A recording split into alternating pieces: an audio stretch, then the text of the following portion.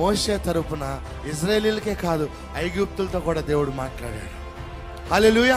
ఎలా మాట్లాడాడంటే, ఆయన దయ మోషే మీదకి రాగానే మోషే బలము తెచ్చుకొని దేవునికి విధేయత చూపించి ఎర్ర సముద్రాన్ని 2 పాయలు చేసి, అందరూ మోషేకి వ్యతిరేకంగా మాట్లాడిన తర్వాత మోషే ఆయన తట్టు చూసినప్పుడు, మోషే దేవునికి ప్రార్థన చేసినప్పుడు, మోషే దేవుని వైపు చూసినప్పుడు, దేవుని దయ మోషే మీదకి ఎప్పుడైతే వచ్చిందో, దేవుడు మోషే ద్వారా చేసిన ఒక అద్భుత కార్యం ద్వారా తనని తిట్టిన వాళ్ళందరినీ, తనకు వ్యతిరేకంగా ఉన్న వాళ్ళందరికీ, తన శత్రువులతో కూడా దేవుని దయ మాట్లాడింది. ఈరోజు నీ తరపున నువ్వు మాట్లాడద్దు. నీ గురించి నువ్వు గొప్పలు చెప్పుకోవాల్సిన పని లేదు. నీ గురించి నువ్వు డబ్బా కొట్టుకోవాల్సిన పని లేదు. ఈరోజు నీవు ఏంట్రా నాకు ఈ పరిస్థితి నువ్వు అనుకుంటున్నావేమో.